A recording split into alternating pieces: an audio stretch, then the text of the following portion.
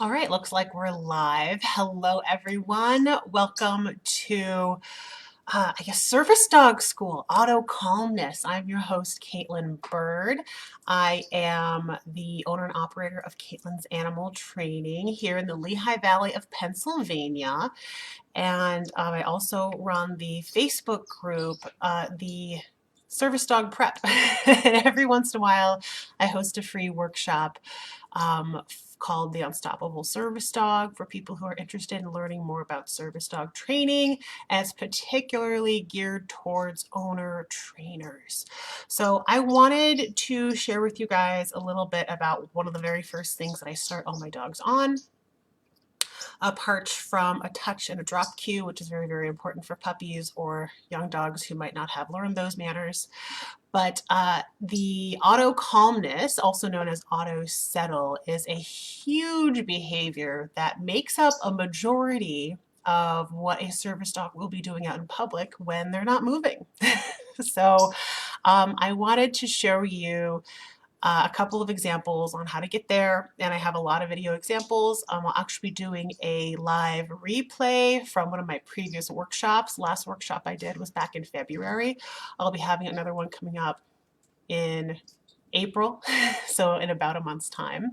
But feel free, please chat down below. Let me know who's here. I would love to say hello to you guys.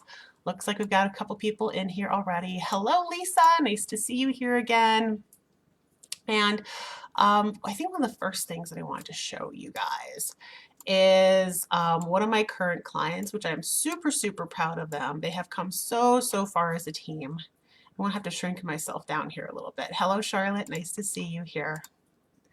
So I'll move myself to the side. So this is Daisy. She is a hound mix. And this is actually her doing one of her settles. She's kind of an awkward dog too. You might notice she's got her paw out and she settles down very funny. So a very interesting way that she likes to settle, but she is here settling in a restaurant with her handler. She is a light mobility dog as well as a psychiatric service dog for her mother. And this was a very proud moment for them because her settle in her service dog gear has become automatic, which they have been working on very hard for. Of course, it's a little more difficult to do with a dog that's not already a puppy. But I'll be showing you a lot of examples with my current dog, who is my demo dog for a lot of the work that we do, and how you get that started off from the right foot. Okay, now I will be primarily talking about puppies, but just to know, starting this off, this is an adult dog, and she got started on her settle training later on in life, so it is 100% possible and doable. You just have to make sure you stay consistent with it, like anything else with your training. Okay, now let me see here. I wanted to show another couple things that you might not see in this presentation, so I wanted to give you the opportunity to view it. Some of the behaviors that I do, this is also going to be here. This is my little guy here. We're doing some healing behaviors. Now, there was a previous conference that I went over this behavior with for healing. I am planning on doing a healing presentation as well. So if you're interested in real world healing and you're looking to stick it to some of those e-collar trainers who tell you, service dog training is impossible without use of aversives, make sure to go and visit Real World Healing because you are going to enjoy it and you're going to be able to stick it to them and show them that it is possible. All right. And then that's my little Reaver. And I also wanted to show you Daisy. This was taken the other weekend of her at the mall. They're still working a little bit on the mechanics. She stops ahead a little bit, but otherwise is doing a pretty good heel, which I do love. Right, Charlotte? I know. Super exciting. Really good stuff. And of course, I do that workshop in Service Dog Prep on the Facebook group if you're interested in joining that. So before we get started, I do want to, hold up. I do want to tell you guys about the free PDF that I have on the event page. And I think I can put it in the comments here below too. Yeah, so I'm going to pop down the Google link. That doesn't look like a Google link. Hold up. Let me copy and paste it again. Make sure it's the right one. I'm going to be posting a Google link down below to that free PDF. There it is. That's the right one. So if you are looking for a written plan along with this is taken out of the free workbook for that workshop. And we are going to, and you can download that, use it, and get started on your settle training. Okay, so I'm going to pull up the live replay. If this sounds funky, let me know, and I'll see if I can't troubleshoot it on my end. But again, this is going to be the live replay from the last workshop. Okay, so you guys can see that. I'm going to disappear here for a second. Okay, and I'm going to go ahead and let this play. Okay, all right. Hey guys, welcome to the Never Nag Again challenge. I am so excited to be here with each and every one of you.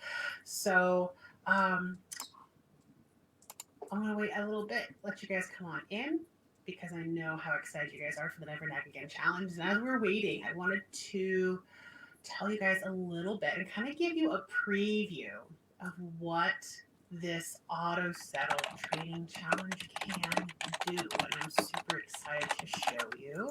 So this is some video that, here, let me shrink myself first so you guys can see. Here is where the preview is going to be at, right? So here we are. This was taken on my phone, and let me actually make this a little smaller. You guys can see a bit more. There we go. And here is what the final behavior looks like, okay? So the goal is for your dog to be out in public and to just be calm, not necessarily take notice to a lot of things, and just settle down. You can take a nap, you can just chill and be a good dog. This is the end final behavior. Now here, I'm eating dinner, watching Seinfeld, I think.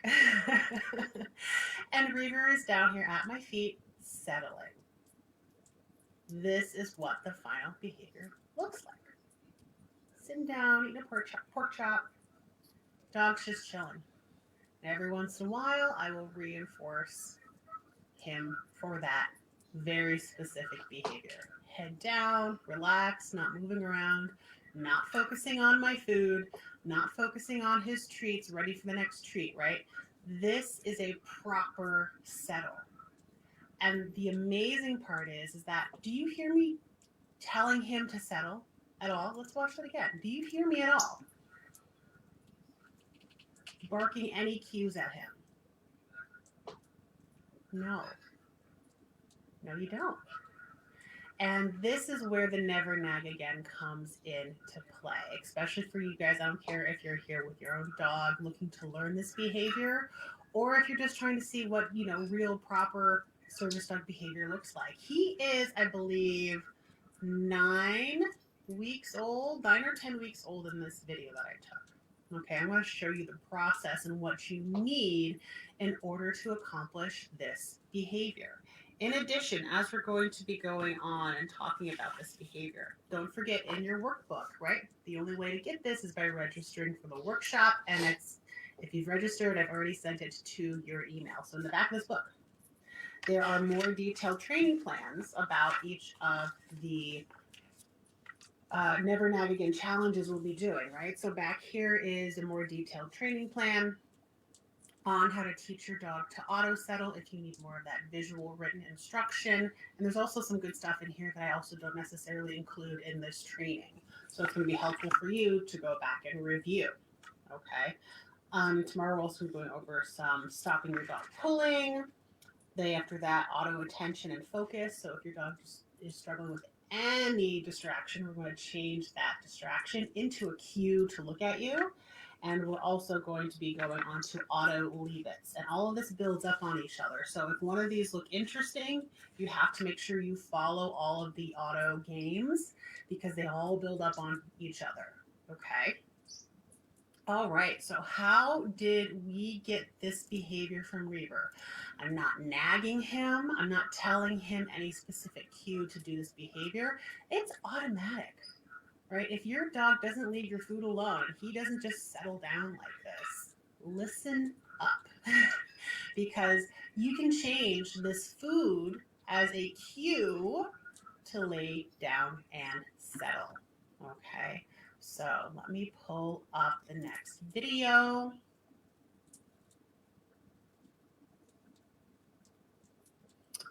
And before we get too much into settle, I want to get into some other things too. Here, I'm explaining a little bit more about what you want to teach your dog, right? So when you first get a puppy, this is more specifically just to puppy parents. The first three behaviors I teach my dogs is settle. Settle is a huge one, but the other two, which are super important, are a hand touch. Come and touch my hand when I need you to come towards me, because that helps build a better trust than you having to go chase after your dog, right? That's going to be more likely to break bonds than it is to build bonds. So if you want to build bonds, teach your dog to come and touch your tip of your fingers. And if you want the last behavior, right? So there's settle, there's come touch my fingers, and the last behavior, which can help to continue to build bonds with your new puppy, is to drop things on cue, right?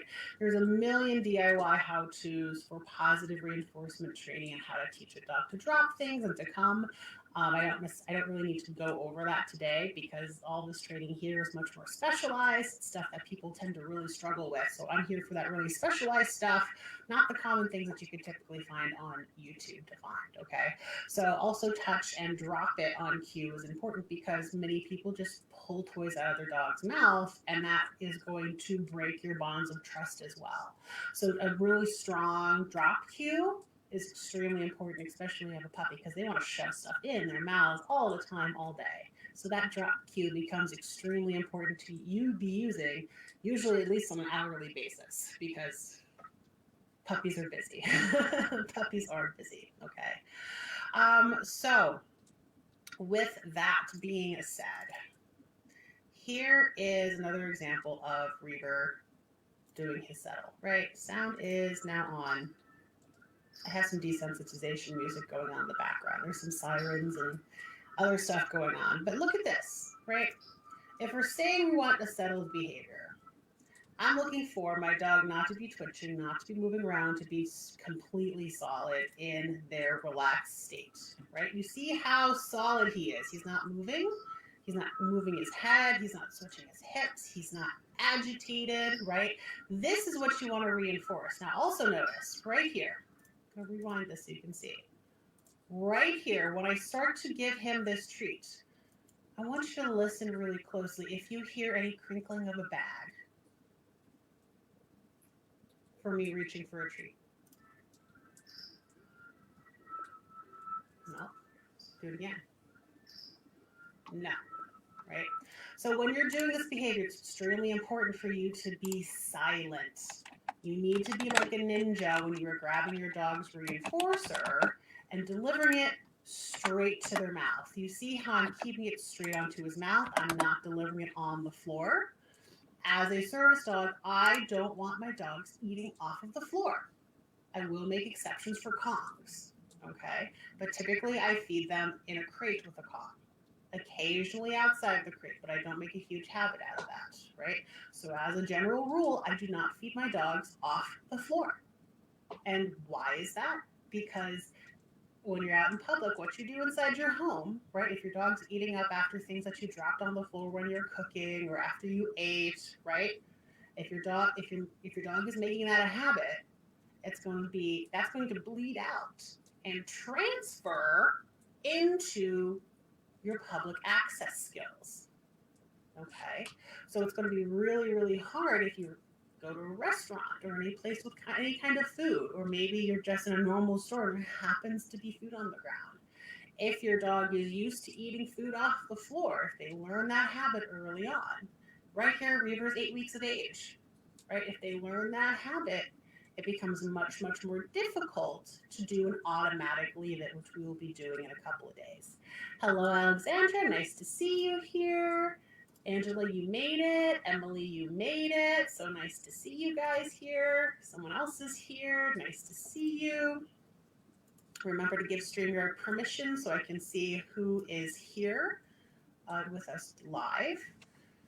All right, so directly to the hand, directly to the face. Don't give the treat on the floor. Don't feed your dog off the floor. Clean up after yourself on the floor so your dog doesn't steal items off the floor, because again, that's going to bleed out into your training and make it 10 times more difficult when you're out in public for your dog to leave things alone off the ground. Okay, so that's some starting. Right now, also, I wanted to address this thing here. Do you see this long S-shaped kind of leash, right? It's attached to the chair that I'm sitting on. And again, this is really important to get started when your dog's a puppy, because when they're older and they're bigger, it can be that much harder to start this tie-down training, okay? So this is known as a tie-down. This is a 4-foot tie-down that I have for my dogs. And I actually, there's a very specific one that I actually ordered this from Amazon. If you guys are looking for the link for that, just let me know. I do have an entire puppy list of things that I recommend for young service dog puppies, as well as pet dog puppies. So if you want to purchase that directly from my Amazon affiliate link, I can just send you that link and you can order it directly from Amazon, okay?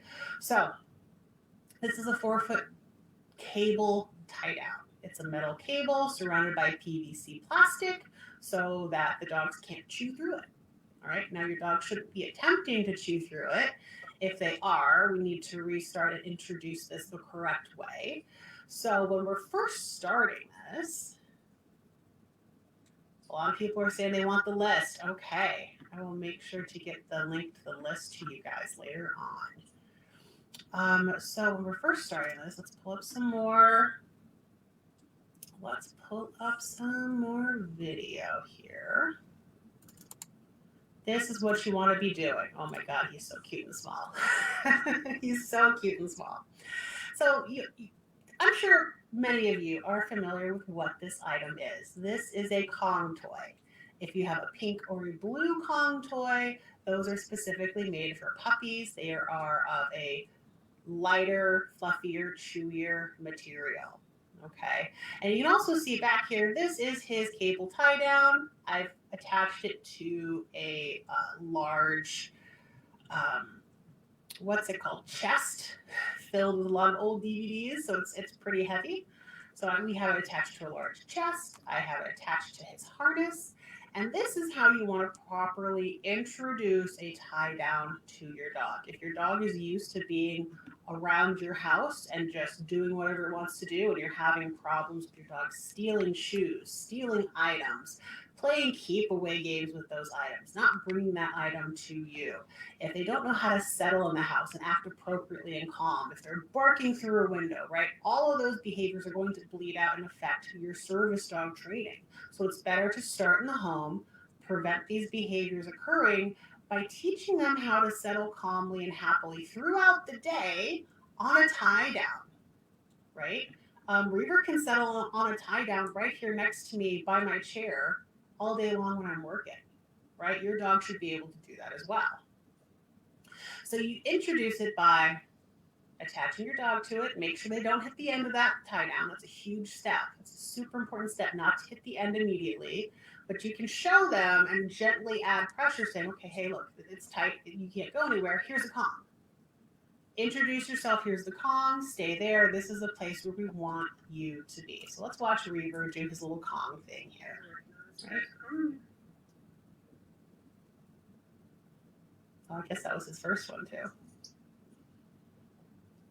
And it keeps them in that space and place to for a longer period of time without you having to constantly reinforce for treats, right? Now, so you've got your 4-foot tie down. I suggest with these tie downs to have several places and have little stations for settling with your dog. One of my stations is right here with my work chair. Another station I have upstairs is right in front of the TV so I can see my dog and the television so I'm not distracted and not pay attention to my dog. Because when you don't pay attention to your dog when you're doing this, if you don't know what they're doing, it's going to be that much harder to reinforce and that much more difficult to train your dog. So always have an eye on your dog, be aware of what they're doing, make sure they're not getting frustrated when you're starting this training. So what do these stations look like? You probably want to have 2 to 5, depending how big your house is, 5 of these different stations. And the things that you need for these stations, let me show you real quick. Here's the next video. This is what you need, right? You got your tie down, you got your bed. A really comfortable bed is essential when you're first starting. Some dogs don't like to lay down on cold, uncomfortable floor, and you have to teach them how to do that. And in order to start, get your station, make it comfortable, practice, practice, practice. Be that ninja, delivering that treat very quickly and quietly, and give them stuff to do. He wanted to chew up on his toys. Give them their Kongs. Let them eat their meals from their Kongs. It's not just for treats, it's for their meals too, right? And make it an enjoyable place to be. What are you doing? Oh my God, he's so cute. Oh, Lord. Hello. Oh my God, I love him. I mean, fantastic puppy. At least for me. I'm sure many other people would struggle a lot with this particular puppy, but he was definitely the right puppy choice for me. So this is what I mean by creating these stations, these settle stations for your dog in the house. In addition to that, one more thing I would add is a little plastic container or even a Dixie cup out of the reach of your dog, somewhere where they can't get it, maybe in a drawer, maybe somewhere way up high where they literally will not ever be able to get it, right? Depending how high your dog is. And feeding their food to them throughout the day for calmly sitting and laying down. Now, dogs sleep a lot during the day. You have a lot of opportunity to reinforce this behavior. Okay, dogs need, I believe, anywhere from like 16 to 18 hours of sleep a day. Adult dogs do. Puppies need more. And you need to make sure you're capitalizing on this opportunity to teach them and encourage them that when you're around in this specific instance, when you're tied down, when you can't go anywhere, because it kind of mimics that of a leash when you're out and about, that you needs to transfer into that calm, automatic settle. Okay, and when you're doing this, you're gonna have to do it a lot, right? If I'm telling you that you need to do this with your dog's kibble and your dog's food throughout the day, you know, this is how they learn. In order to learn, they need to earn. In order to earn, you gotta learn. Okay, so this might be happening. You might take 50 to 100 reinforcements of this behavior every single day to really get your dog on a roll. And again, they can't be shifting their head, they can't be moving around. And I would count to anywhere from 30 seconds to 60 seconds before actually quietly picking up that kibble and rewarding it directly into your dog's mouth. Again, we don't want these dogs eating off the floor, right? We don't want to build these bad habits. If your dog already has that bad habit, we're going to have to backtrack a bit. And it might take 2 or 3 times longer for you to do that backtracking, but you can still get there, right? You're just going to have to stay dedicated for a little bit longer. So that's what the setup looks like. Now, what does that look like when we are out and about? Here we are, sitting outside of a Starbucks. I've got a little comfortable pad for him. He's right next to his crate, which he traveled in at the time. He's got his tie down, which is a leash, which he learned not to chew on. That's very important, because again, if your dog starts chewing on the tie down, it can be very likely to transfer over to your leash. So again, introducing the tie down correctly is extremely important, so your dog doesn't chew through a leash. And of course, I've got a little chewy for him here too, right? So we are out at Starbucks. This was fall. This was fall last year. And I went to Starbucks. I got myself a treat. I got myself some work to do. And I was there making sure I could teach him how to settle in a new environment. And he sat right down on his mat, started getting to chew. And this is the best way to start. Use something that they can chew on and keep their attention on while you're doing this. Now, I also use this video clip to show how he responded to a dog barking because somebody else brought their pet there, right? And that's what's going to happen. You're going to meet people who also have pets. You're going to be first practicing in an area that's pet friendly until your dog meets certain criteria. At least in my program, you are until your dog meets certain criteria to start doing your public access training. Okay. So, got a dog barking. This is a problem, right? Bark, bark, bark. His ears went back. Did you see that? Ears go back. Gets up, a little agitated. Ears go back again. Trying to focus in what's going on. I reinforce him for staying there, staying calmer, not totally freaking out. And guess what he does? He's like, oh, we're doing the same thing. Oh, there's my Chewy. I'll just go back, eat my Chewy, and calm down. Okay? So do you see how we work through that bit of tension with Reaver? All right, and that's going to happen. There's going to be dogs that are barking with you for this. Now, and when you restart by going outside, you want to make sure you have that calm, you have that Chewy, something that you know is going to keep their attention the entire time. If not, you need to make sure you find that thing, okay, in order to start.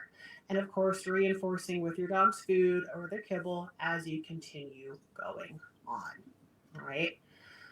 Okay, so let's see. I think that is pretty much it. I have some more here, or just more video of him settling in his little area with his bed and his toys, keeping himself occupied. And really what this does is help prevent them from causing problems in the home. If your dog already causes problems in the home, we need to backtrack a bit, right? We need to build on that and practice this settling throughout the day. Really have it strong. Once your dog is really good in the home, then I would start looking at finding some low distraction places outside where there's practically no dogs or people or other animals to distract your dog, and just practice that super low distraction environment, right? And that's where I would start. You got to build up on it. And of course, puppies learn faster than adults. So if you have a young puppy, get started on this right away and capitalize on your dog's learning and growth period for them to be able to do this, because you are going to be able to hit the ground running with your young puppy and get to where you want to go much, much, much faster. So don't miss out on that opportunity, okay? All right, so I'm gonna go come on in. All right, I'm gonna turn this off. We'll make myself bigger. I'm gonna check it on the comments, see what's going on down in the chat here. Yeah, Carol's here, Danelle's here. Hello, lesson video 2. Yeah, so Carrie, you want the link? Let me make sure I send that. So, happy Amazon list. We want Carrie. Carrie wants it. Angela wants it. Alexandra wants it. Carol wants it. Okay. And it's Diane. Hello, Diane. Nice to see you. Yeah, Nikki, baby Reaver is super, super cute. Emily, yes, you can get that as well. Patty wants the list too. All right. I'll just send the list to everybody. How about that? And James Janelle. Everybody wants it. Awesome. List. Facebook user. I don't know who you are.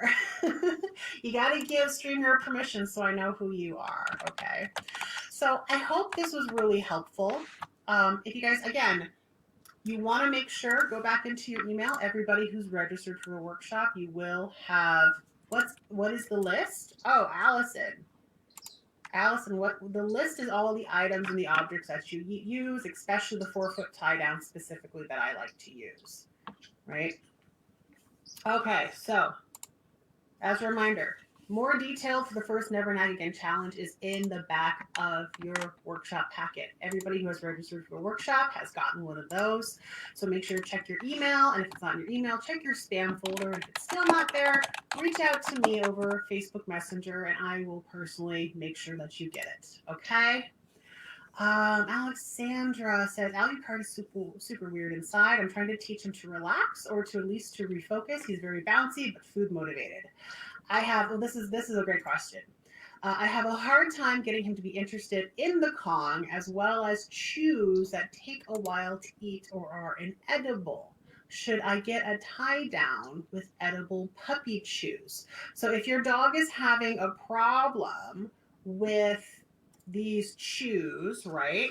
My question is that where he's getting his main meals from? Is he currently eating out of a food bowl? And my question to you is why, right? So Dr. Ian Dunbar, he's a dog trainer slash person trainer out there, and he's been around for years, right? He professes that the number one most useless item you could ever own for your dog, especially if it's a service dog, is a food bowl. I happen to agree with him, and here's why. Because especially if your dog's a young puppy or if your dog is still learning how they need to be acting, you cannot miss any opportunity to teach your dog how to interact with the world. Until your dog is trained and you are satisfied to where it needs to be, your dog needs to be working for their meals. Whether that's through a training session, throughout the day when you're doing your auto settle homework like you will be here, or whether that's through engagement toys like a Kong or different kind of brain toys, right? And it is extremely important for service dogs in particular to eat through these brain toys or these enrichment toys to help them learn to work through any kind of struggle and to be persistent, right? And to use their brain. It's an extremely important tool for these dogs to have. Alexander says, I usually hand feed him. I gave my food bowl to my terrified rescue dog. Good. So he's not eating out of a food bowl. Awesome. That's a great start. My mom made some homemade dog food, so I might put that into a Kong today and let you know how it works out. Right. So the homemade dog food is definitely going to be a super high value food item. I would start with your dog. I mean, I would want to talk to you more about that, Alexandra, about his feeding schedule because some dogs can be overfed. And when they're overfed, they're going to turn their nose up at a lot of things and be like, I don't really want that. I would rather have like something super, super high value right now. And, your dog's supposed to be working. I mean, they're working dogs. They should be working for their food out and about in public, not just in the home, right? So I would love to kind of walk you through that and see what you've got going with that. So let me just make sure we can touch base on that. Carrie says, we recently introduced to frozen beef marrow bones as a high quality chew. How do you feel about that? As long as they're not like, what's the word? Roasted or baked or smoked, as long as it's none of that, I mean, you should be fine, right? Some of them that have been roasted or baked or smoked, they can crack and they can have large shards that fall off of that. So it's something you just have to watch out for where you get those beef bones from. Okay. I would just be careful. And yeah, that's fine, especially if you're starting from scratch and really early on. You can start off using that, all right, as long, again, as it's not smoked.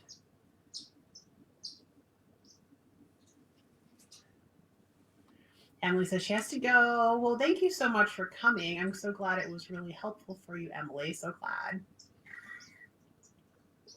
All right, so I would love to see you guys practicing this. Please, I want to see the entire Service Dog Prep Facebook group flooded, absolutely flooded with video of you practicing your settle behavior. So remember the criteria, it's all back here in your workbook. Again, if you need one of these and you've already registered, I will send it to you. If you haven't registered, just let me know and we'll get you registered for the workshop. But again, you need a couple things. You can start without the tie down. You can jump right into this right away. It might be a little bit more difficult because your dog might wander and try to find something else to do, but that's okay. Order your tie down and it'll be easier from there on once you introduce that the right way. Okay, but I would love to see you guys flooding the Facebook group with you practicing this challenge today. Okay, I would really love to see where you're at.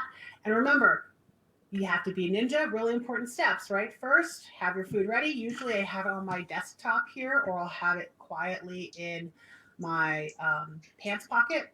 You can even have a treat bag if that's easier for you because you have your dog's entire meal in that food pouch, right? And then just quietly grab a piece, deliver it directly to their mouth. Be total ninja, no crinkling bags, no popping open lids, right? You need to be 100% quiet because that will, if you have those sounds occurring, that can end up becoming a cue for the dog to look up and be like, "Oh, I'm getting reinforced for that." Right? And we don't want that to happen. We don't want that to happen at all. So it's really important for you to be a quiet ninja. Okay. And then, of course, delivering it directly to the mouth, not on the floor, because we don't want our dogs to have a habit of starting to eat off the floor, because that's going to later affect the training that you do down the road out in public. So start off in the house. Make sure your dog can settle with you, nearby you all day in those very specific settle areas. Some good areas are in front or near the TV, tied down to the chair that you're sitting on. And for larger dogs and breeds, you have to end up finding a place where you can anchor an eye hook into the wall so you can hook your dog up to there. Okay, that's the only way because some dogs are just so big in order to get started on this behavior. So it is a lot easier when they're puppies. They sleep a little bit more and they're much smaller. But other than that, that's how you would get started. Carrie says we started the tie down last week. She's tied down right now. Awesome. How is she doing with her settling? Great place to start. And remember just to feed directly into the mouth, not on the floor. All right, guys. So that's it. I'm going to go ahead and send out the lists for where you can get the tie down, all the puppy stuff that I personally use for my dogs. If you're interested in purchasing any of that from Amazon, yes, she's doing it very well. That's awesome, Carrie. That's fantastic. That is great. All right. Thank you guys so much. Have a great day. And I will see you. I already sent out the email, but I will see you at 7 o'clock. So go check your email and get that personal Zoom link because I'll be there to help you answer the questions. All right. Hello, hello. Welcome back, everybody. If you guys have any questions, please put them down in the comments below. Of course, Christina, so happy to have you here. Charlotte, yeah, also I can send you that for sure if you can't find it. I'm not sure if I'm supposed to post group links here in the group or not, but I can send it to you if you would like a link to that for sure. All right, guys. Well, thank you so much for joining me here on how to start teaching your dog auto settle. Quick recap. We know about how to deliver our food, and you want to start off in a low distracting environment. Where we started off again with Reaver was out in front of Starbucks on a really nice day. Obviously, it's hard to find those really nice days with the weather being so crazy in wintertime. But absolutely, you just want to find one of those low distraction environments to get started in. And sometimes that's just in your car, right? Sometimes it's just start settling in your car, right? So as long as you get the practice in, you guys are making baby steps and heading to the right direction. All right, thank you so much. Thank you so much for joining me here today. And I will be speaking again this week, I believe on Friday. Yeah, because today's Wednesday. I believe I'll be speaking again on Friday at 12 o'clock Eastern Standard Time. Not sure where everybody else is coming from. But so great to meet new friends across the world, across the globe. Really, really exciting. All right, guys, thank you so much. Have a great Wednesday, and I will see you next time. Bye, guys.